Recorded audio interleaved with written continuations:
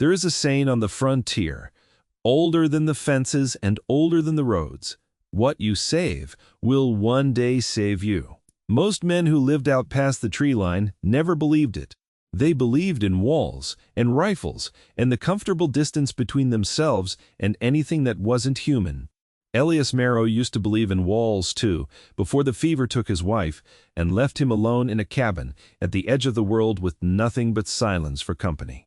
He had been a soldier once, a long time ago, in a war most people preferred to forget. He had put down that life the way a man sets down a heavy pack after a long march, grateful to be free of the weight, and for 6 years he had lived quietly on the border of the Whitmore wilds, farming a little, trapping a little, talking to almost no one. The townsfolk in HFY Hollow knew him as the quiet widower who kept to himself, the man who nodded at church and never lingered, the man whose eyes had seen things they were glad they hadn't.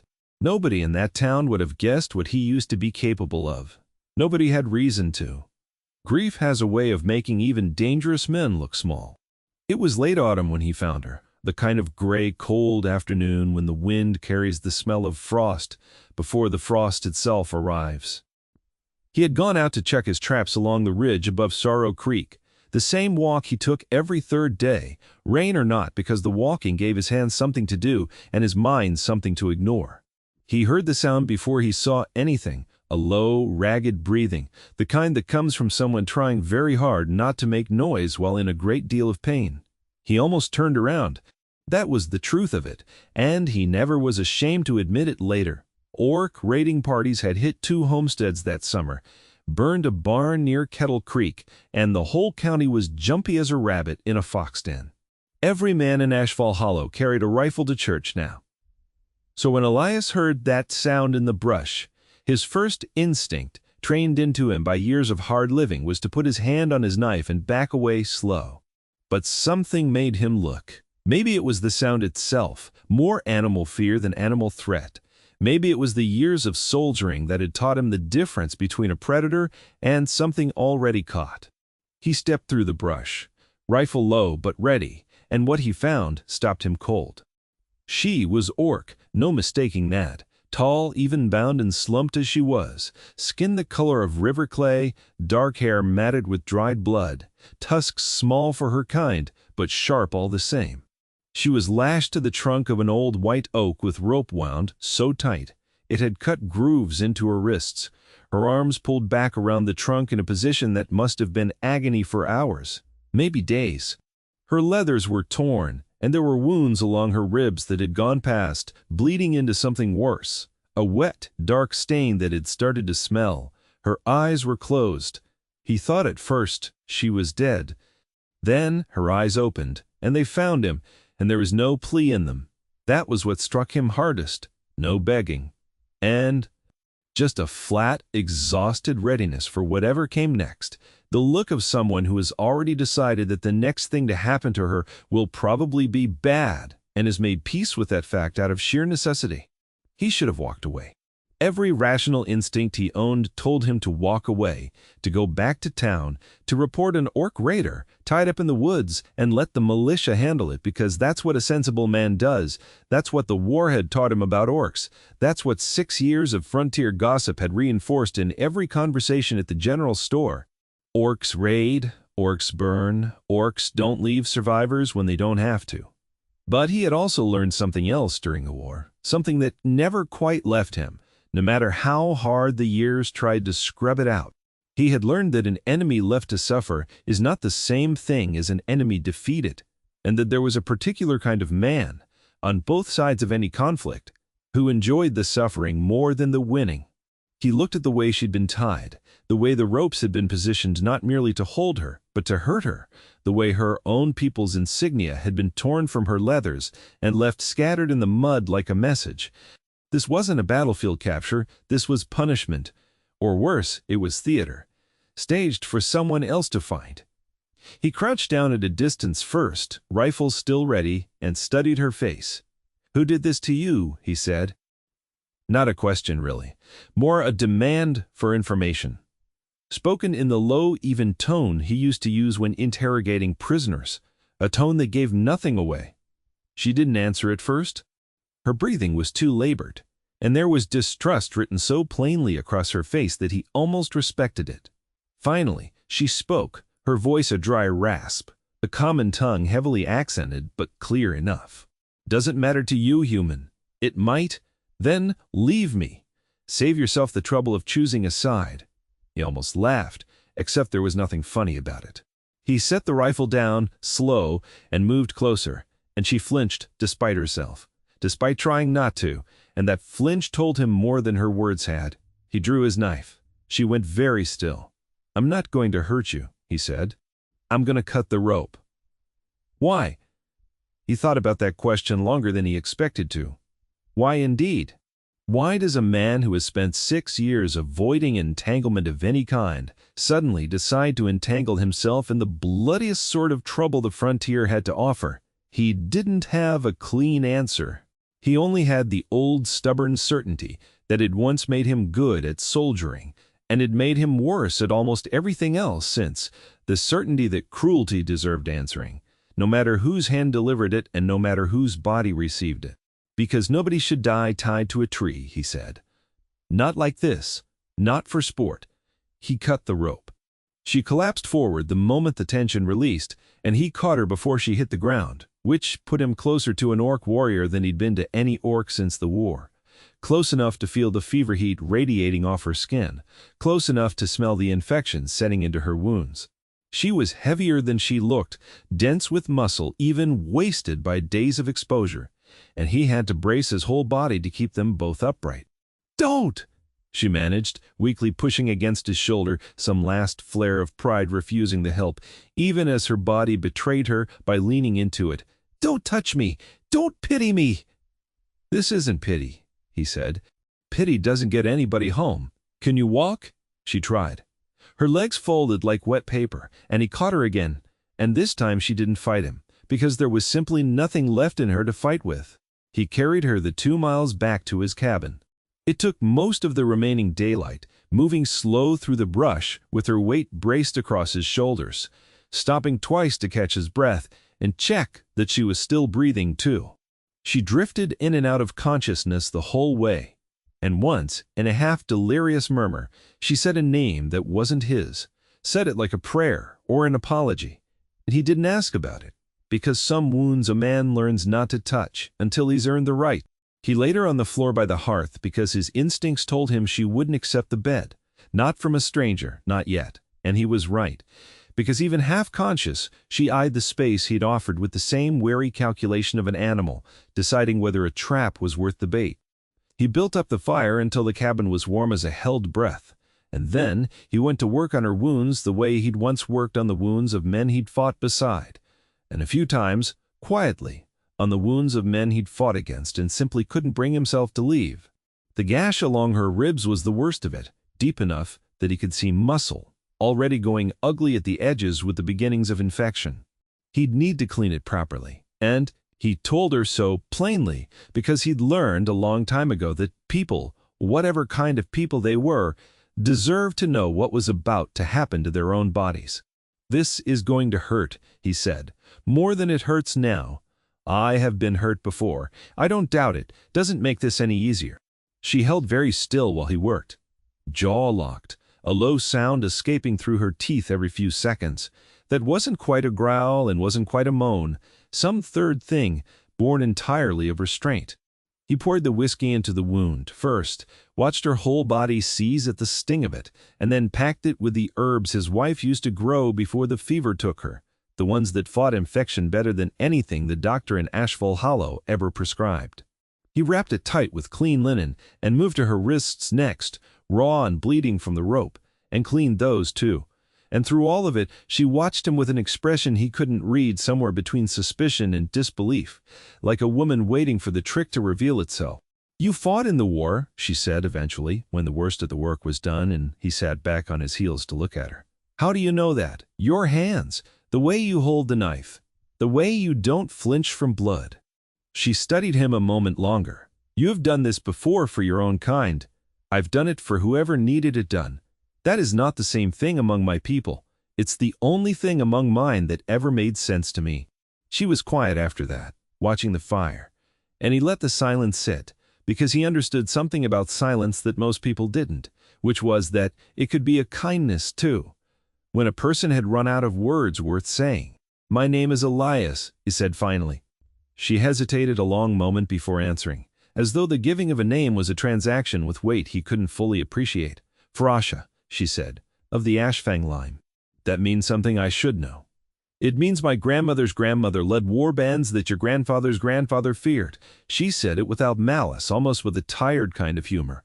"It means nothing now. My line is broken. My honor is spent. I was left for the crows. Human. That is what it means now." "Left by who?" Her jaw tightened, and for a moment he thought she wouldn't answer.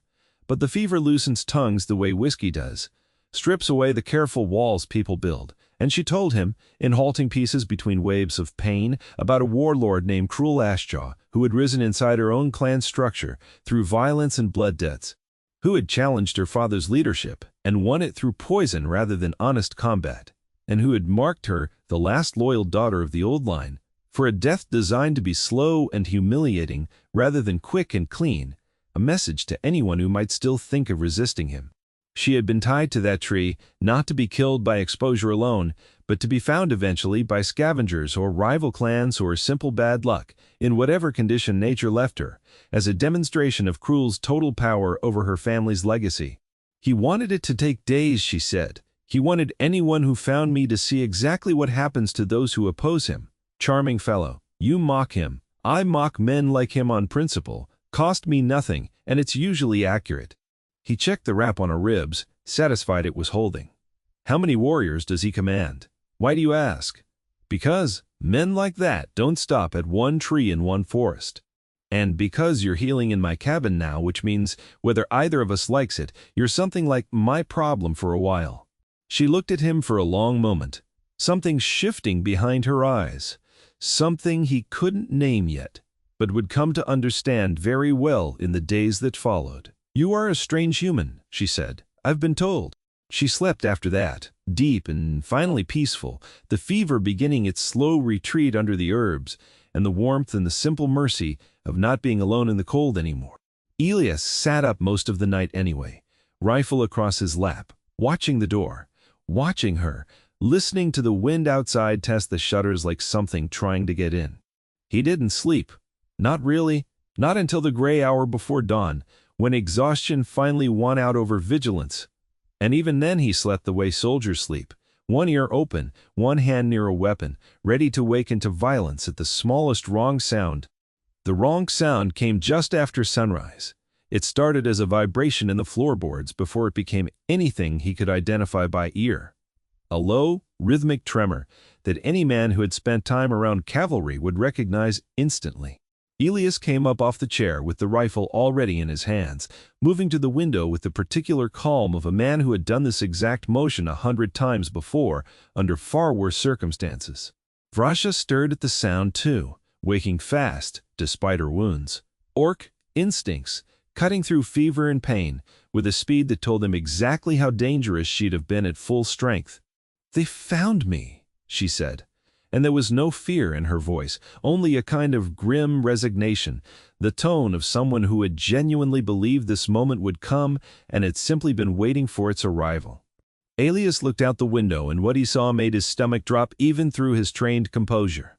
Orcs, dozens of them, coming down the ridge road in loose formation, mounted and on foot, armor catching the early light, weapons very visible, moving with the unmistakable discipline of warriors who had done this before, who knew exactly how to approach a target. 2. He counted at least 40 before he stopped counting, because the exact number stopped mattering somewhere around a point where any number greater than 3 meant he and one wounded woman were not going to win a fight against them by conventional means. "Get down," he said, already moving to bar the door, already running through the short list of things his cabin had that might function as defensible positions, and none of them were good. "Elias," her voice stopped him. She had pulled herself up despite the pain, using the wall for support, and she was looking out the window with an expression that had nothing to do with fear and everything to do with confusion. "Elias, wait. They're here for you. I count 40, maybe more, And I've got one rifle and a knife and a cabin with 2 windows, and a door that wouldn't stop a determined goat. We don't have time to wait. Look at their banners." He looked. The riders in front carried no black flags, no skull standards, none of the crude, brutal iconography he associated with raiding parties. Instead, they carried a banner he'd never seen before, deep green with a stylized white oak worked into the fabric, and as the column drew closer, he saw the lead rider was an older orc, gray-tusked, armor plain but well-kept, riding with the unhurried bearing of someone who had already decided this wasn't going to be a fight. "That is not Cruel's banner," Vrasha said slowly, and something in her voice had changed entirely, gone from resignation to something raw and disbelieving. "That is my father's banner. That is the white oak. I thought your father was dead." "He is." She was already moving toward the door despite her wounds, despite his hand rising instinctively to stop her, and there was a fierce, wet brightness in her eyes that hadn't been there through any amount of physical pain. "But his sworn warriors are not." The column stopped at the edge of the clearing, 40-some warriors reining in with a kind of unified discipline that spoke of years of training together, and the old gray-tusked rider at the front dismounted alone, walking forward with empty hands raised in the universal gesture of peaceful intent. Elias kept the rifle low but ready, positioning himself slightly in front of Vrasha, out of an instinct he didn't examine too closely, and the old orc's eyes flicked to that positioning and something like approval crossed his weathered face before he spoke. "Vrasha HFY," the old orc called out, his voice carrying easily across the clearing, thick with an emotion he was visibly working to control. "Daughter of Goreth, we feared you dead." "Tarnuk." Vrasha's voice cracked on the name. "You're supposed to be with the Eastern garrison." "We were, until word reached us of what Cruel had done to your father's line, until word reached us of where he'd left you." Tarnuk's gaze shifted to Elias, studying him with the careful, assessing look of a man deciding whether to be grateful or suspicious. "We rode 3 days to reach that oak tree, child. We found only rope and blood and tracks leading toward this homestead." "He found me," Vrasha said, and there was something fierce in the way she said it, something protective. "This human found me tied to that tree and left for the crows, and he cut me loose, and he tended my wounds through the night at his own risk, knowing exactly what I was, and knowing exactly what my people have done to his kind in the past. He did not have to do this. No law bound him to it, no debt required it of him." Tarnuk was quiet for a long moment, studying Elias with new intensity, and Elias felt the weight of 40 warriors' attention settle onto him like a physical pressure. "You knew what she was," Tarnuk said finally, "bound to that tree. Beaten and left, you knew the stories your own people tell about orc raiders, the fear they carry into every conversation about my kind, and you cut her free.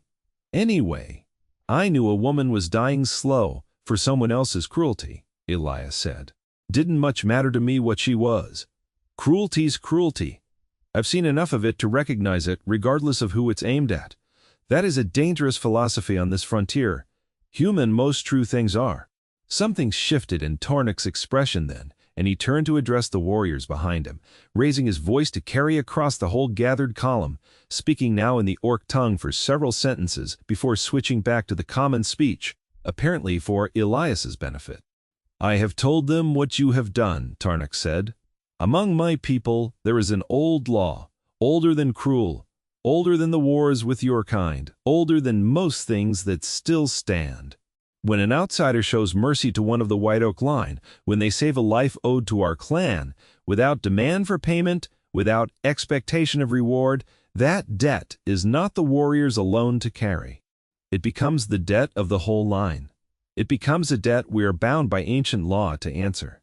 Elias lowered the rifle slightly, uncertain where this was heading, uncertain whether he was about to be thanked or challenged, because he had learned a long time ago that debts among warrior cultures could cut either direction. "I'm not looking for payment," he said. "I didn't do it for a reward.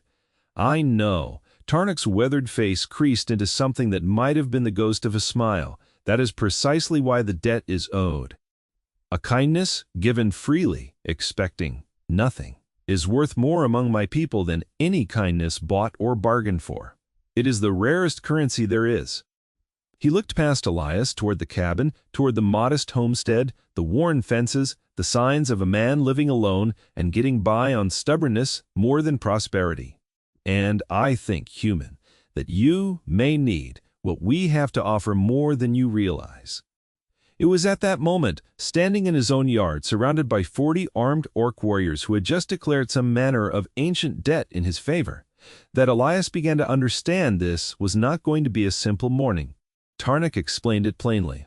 Once they were inside, once Vrasha had been properly examined by the column's own healer and pronounced likely to survive with the care Elias had already given her, once the tension in the small cabin had settled into something more like careful diplomacy than standoff, Kralashjaw had not simply murdered his way into leadership of the clan. He had done it through a specific ritual poisoning that violated the oldest laws of succession among their people, a method of usurpation so dishonorable that it had fractured loyalties across the entire clan structure the moment word of it spread. Half the warband, the half loyal to the old ways, to Gorath's memory, to the White Oak line, had refused to serve Cruel the moment they learned the truth of how he'd taken power. They had scattered, gone underground, waited, gathered word of Vrasha's fate through channels that took too long, arrived one day short of finding her themselves. "We came for vengeance," Tarnak said. "We came expecting to bury her and burn a warband of our own dead in retribution, and spend the rest of our lives fighting a war we likely could not win against Cruel's numbers. Instead, we find her alive, tended, healing in the home of a human who owed her nothing and gave her everything anyway." He looked at Elias with an expression that had settled somewhere between respect and calculation. "This changes what is possible." "How so?" "Because a debt of honor, freely given, freely acknowledged, is a binding thing among my people. 40 warriors stand outside this cabin who no longer serve Cruel in their hearts, whatever oaths he thinks he holds over the rest of the clan. They serve the White Oak line, they serve Vrasha, last living heir of Gorath. And as of this morning, they serve the man who saved her, because our law recognizes no difference between the debt owed to the rescued and the debt owed to the rescuer. When the debt is this severe—" Elias felt the weight of that statement settle slowly, the way a man feels weather changing before he fully understands the storm that's coming. "I don't want an army," he said carefully. "I didn't cut her loose to build myself a warband." "I know that too." Tarnak's voice was patient, almost gentle. "But Cruel does not know that, and Cruel does not care. Word travels fast in the wilds, human. By tonight, perhaps tomorrow, he will know that his intended message failed, that Vrasha lives, that she was found and saved by a human on the frontier, and that half his own warband has abandoned him in response. A man who took power through poison and cruelty does not respond to failure with patience. He will come for her. And now, because you cut that rope, he will come for you too." The words landed with the particular weight of inevitable truth, and Elias found himself looking toward the window, toward his modest fences and his quiet fields, and understanding with cold clarity that the peaceful life he'd built for himself over 6 long years of grief and solitude had just ended, whether he wanted it to or not, the moment he'd made the choice to draw his knife instead of walking away. "How long do we have?" he asked, and the question itself, the practical, tactical shape of it, made something shift in Tarnak's expression, some final piece of assessment clicking into place. "You ask that question like a man who has planned for worse odds than this before." "I have. Vrasha said you fought in your people's war." "Which side? Does it matter now?" Tarnak studied him for a long moment, and something passed between the two men that didn't need further words, some mutual recognition of old soldiers meeting across a divide that mattered less than either of them had once believed it did. "No," Tarnak said finally, "I don't suppose it does." They spent that day preparing, and Elias found himself doing something he hadn't done in 6 years, which was thinking in the cold, clear, tactical language of a man who understood violence as a craft rather than a tragedy. He walked the perimeter of his own land with Tarnak and 2 of the sharper warriors, marking choke points, identifying the ridge lines Cruel's forces would likely use for approach, calculating sight lines and fallback positions with the fluent ease of old muscle memory reawakening. Vrasha, still weak, but refusing to be treated as fragile, insisted on being present for every planning session, and more than once her read on Cruel's likely tactics proved sharper than anyone else's in the room, because she had served under him before his betrayal and knew the shape of his mind better than she wished she did. "He is arrogant," she said, standing at the map Elias had sketched in charcoal on a scrap of hide, tracing the ridge lines with a finger still bandaged from the rope burns. "He believes the poisoning of my father proved his superiority rather than merely his willingness to cheat. He will not expect resistance from a scattered garrison and a wounded woman and one human farmer. He will come with overwhelming numbers because he wants to make a spectacle of crushing us, not because he believes he needs the numbers to win. How many can he field? 60, perhaps 70, if he calls in the outlying scouts." Elias absorbed that number without flinching, already running the math against his own resources, against the 40 warriors camped now across his land, against the terrain he knew better than any invading force possibly could. "Then, we don't let this become a fair fight," he said. "We let his arrogance walk him into a killing ground of our choosing, and we make sure the numbers stop mattering the moment he arrives." By nightfall, the plan had taken shape, built from the marriage of Elias's frontier knowledge and old soldier's instincts, with Tarnuk's disciplined warriors and Vrash's intimate understanding of the enemy's mind. They positioned warriors along the tree line above the eastern approach, the route Cruel would almost certainly favor, because it offered the widest sightline for a triumphant, showy arrival, the kind of approach an arrogant warlord would choose specifically, because he wanted his enemies to see him coming and despair. They rigged deadfalls along the narrower southern trail as a secondary containment measure, in case Cruel split his forces or grew suspicious. And at the center of it all, in the yard of his own modest cabin, Elias made the decision that would define the following morning more than any tactical positioning could. "I want to be the one he sees first," he said. Vrasha stared at him like he'd said something in a foreign language. "That is not a request I can grant. That is a death wish, dressed as strategy. It's neither. It's exactly what your enemy expects, least. He's coming here to punish a human for interfering in his affairs, to make an example, same as he tried to make one out of you. If he arrives and finds a fortress bristling with orc warriors, his pride takes over, and he charges in blind, because backing down would cost him more than the battle itself. If he arrives and finds one human standing calm in his own yard unafraid, he'll hesitate, just for a moment because it won't make sense to him. And in war, a moment of confusion in your enemy is worth 100 spears." Tarnuk studied him with an expression that had gone from cautious respect to something closer to genuine wonder. "You have done this before. Not merely fought baited. I've done a lot of things I don't talk about at church socials."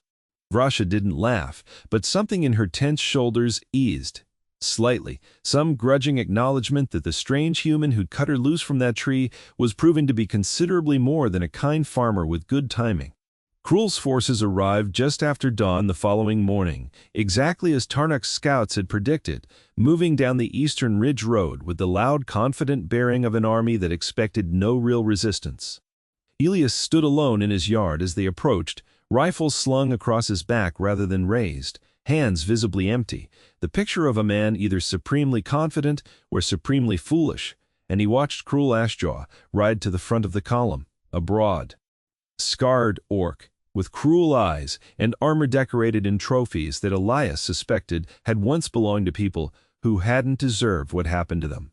"You are the human who stole my message," Cruel called out, voice booming with theatrical menace across the clearing. "The one who cut down my warning to the clans." "I cut down a dying woman," Elias said, voice level, carrying easily in the cold morning air. "Wasn't much of a decision, honestly.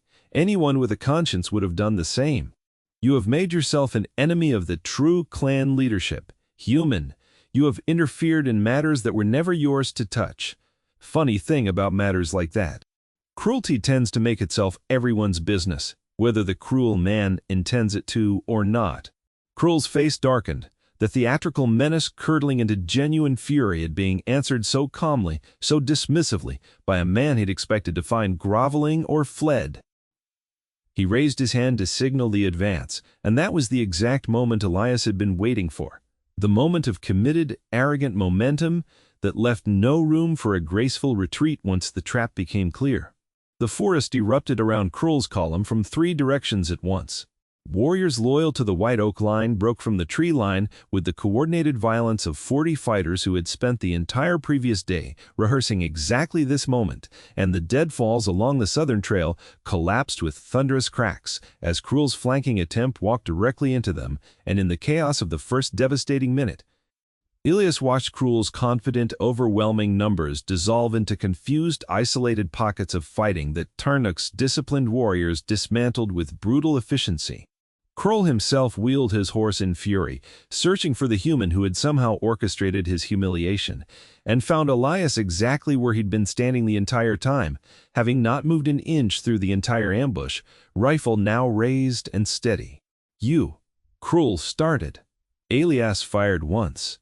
The shot took Cruel in the shoulder, spinning him from his saddle, and by the time he hit the ground, Vrasha was already there, having fought her way through the chaos on legs that should not have carried her that far, that fast in her condition, driven by 6 years or more of grief and rage that had finally found its target.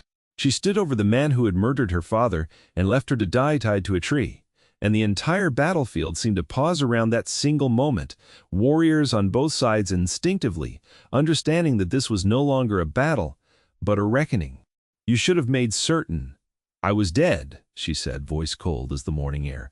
"That was your mistake, not the poison, not the rope, leaving even the smallest chance that I might survive to see this day." Cruel, bleeding and broken, still found the arrogance to sneer. "You are nothing without your father's name, a wounded dog left in the mud. I am the last daughter of the White Oak Line," she said, "and I am very much alive. That is more than can be said for your claim to leadership as of this moment." She ended it quickly, without cruelty, without the theater Cruel himself had favored, and there was something in that restraint that spoke more powerfully to the watching warriors than any drawn-out vengeance could have.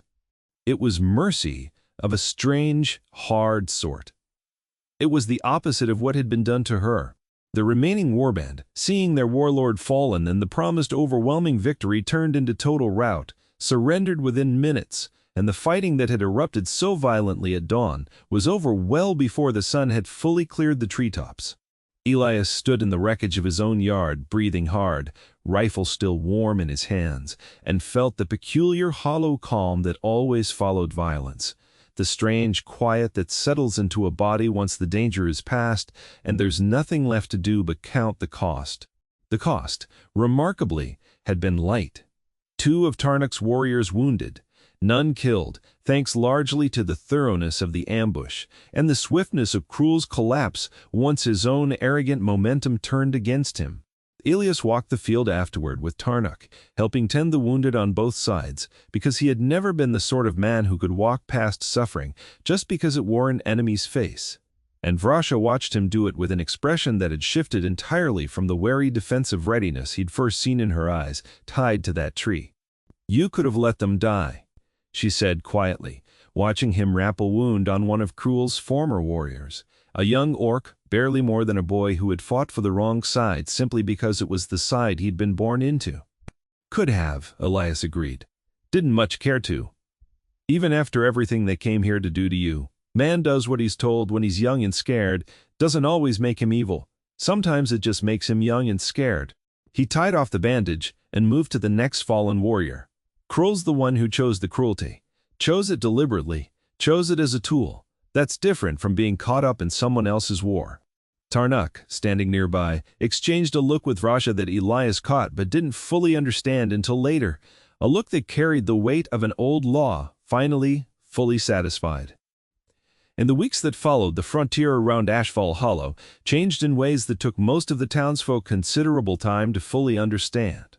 The White Oak Line, restored to legitimate leadership under Vrasha, established formal peace with the human settlements along the border, a peace built not on treaties written by distant officials, but on the plain, lived experience of an entire warband who had watched a lone farmer risk everything for a stranger, and had then watched that same farmer stand calm in the face of an army rather than surrender his conscience. Trade opened along routes that had been closed for years out of mutual fear. Raids stopped almost entirely, not through force, but through the simple practical fact that Cruel's faction had been the source of most of them. And without his cruelty driving the violence, an older, steadier peace reasserted itself the way water finds its level once a dam breaks. Elias never took credit for any of it, not really. Not in the way people wanted him to. When townsfolk asked about the day dozens of orc warriors had ridden onto his land, he told them the plain truth, stripped of drama, because that was simply how he told things. He'd found a woman dying, and he couldn't leave her that way. And everything after that had been consequence rather than plan. But something had shifted in him too, something beyond the practical changes to his land and his standing in the community. Vrasha stayed on the frontier closer to his homestead than her position strictly required, and the two of them fell into an easy, wordless companionship built on mutual respect rather than obligation, the kind of bond that grows slowly between two people who have each seen the very worst the world can offer and have chosen, against every reasonable instinct, to keep believing in something better. Anyway, she never called it a debt again after that first morning. She called it something else instead, something closer to family, though neither of them rushed to name it plainly. He still visited his wife's grave every week, and Vrasha never once asked him to stop, understanding grief the way only someone who has carried her own truly can, and there was a particular kind of grace in that. The grace of two wounded people building something new without demanding either of them erase what had come before. Late that winter, sitting by the same hearth where he'd first tended her wounds, Vrasha asked him the question that had apparently been sitting with her since that very first night. Why did you really cut the rope, Elias? The truth, not the answer you give the townsfolk. He thought about it a long while before answering, the fire casting long shadows across a cabin that had once held only silence and now held something warmer. Because I spent a long time after the war telling myself that saving people was behind me, he said finally. Told myself I'd done my part, paid whatever debt a man owes to the world, and that I'd earned the right to just be quiet and small and left alone. But there's a version of a man that doesn't stay buried just because you want it to. I saw you tied to that tree, and that version of me just woke right back up, whether I'd planned on it or not. And are you sorry it woke?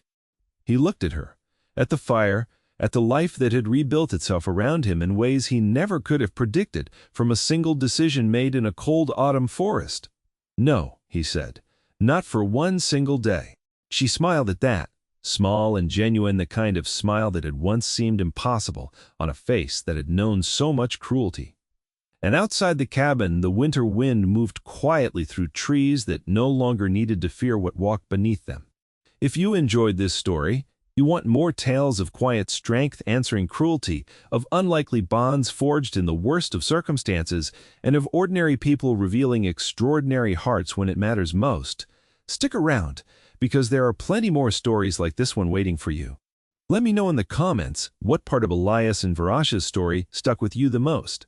And if you liked what you heard, consider liking the video, sharing it with someone who'd enjoy it, and subscribing so you don't miss the next one. Thanks for listening. Until next time, keep faith in the quiet kindness that changes everything.